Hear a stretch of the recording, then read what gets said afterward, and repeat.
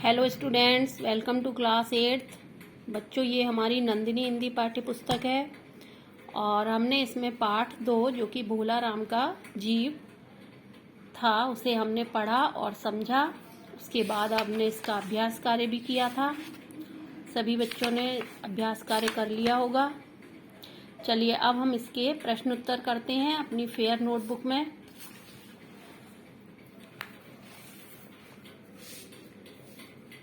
पाठ 2 भोला राम का जीव। निम्नलिखित प्रश्नों के उत्तर बताइए। यमराज के सामने कौन बैठा था? उत्तर लिखेंगे। यमराज के सामने चित्रगुप्त बैठे थे। प्रश्न हमारा 2 है, स्त्री नारद मुनि पर क्यों गुस्सा हुई?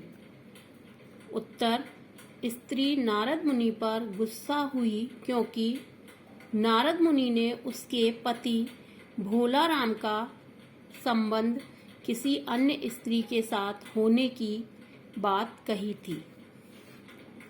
उसके बाद है हमारा प्रश्न 3, अंत में भोला राम का जीव कहाँ मिला?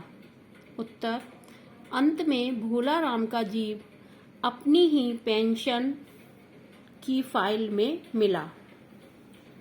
अब है हमारे प्रश्न उत्तर। चित्रगुप्त की परेशानी का क्या कारण था? उत्तर, चित्रगुप्त की परेशानी का कारण था कि भोला राम ने 5 दिन पहले देह त्यागी थी, परंतु उसकी आत्मा अभी तक यमलोक नहीं आई थी और ना ही वह यमदूत वापस लौटा था जो उसे लेने गया था। अब है हमारा प्रश्न, यमदूत ने अपनी सफाई में चित्रगुप्त से क्या कहा? उत्तर, यमदूत ने अपनी सफाई में चित्रगुप्त से कहा कि महाराज, मैं स्वयं नहीं जानता कि भोला राम का जीव कहाँ है। मैं कैसे बतलाऊं क्या हो गया? यों ही जीव ने देह छोड़ी, मैं उसे पकड़कर इस लोक को चला। नगर के बाहर पहुंचकर यों ही मैं उसे चंगुल में दबाए एक तीव्र वायु तरंग पर आरूढ़ हुआ कि वह एकदम खिसक गया। एक क्षण में जाने कहाँ गायब हो गया।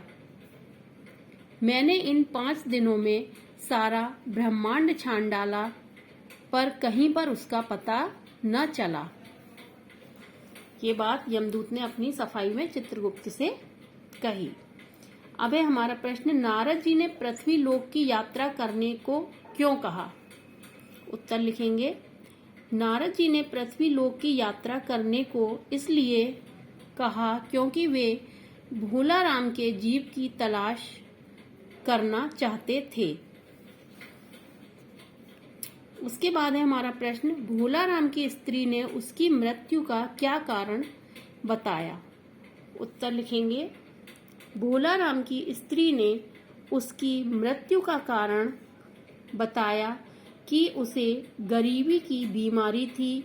उसे रिटायर हुए 5 साल हो गए थे, परंतु उसकी पेंशन नहीं बंधी थी, जिसके कारण उसकी दरिद्रता बढ़ती जा रही थी। इस प्रकार गरीबी में घुलते घुलते तथा भूख से तड़पते हुए उसकी जान चली गई।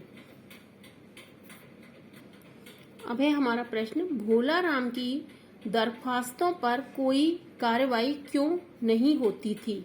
उत्तर, भोला राम की दरख्वास्तों पर कोई कार्यवाही इसलिए नहीं होती थी क्योंकि वह अपनी दरख्वास्तों पर रिश्वत रूपी वजन नहीं रखता था।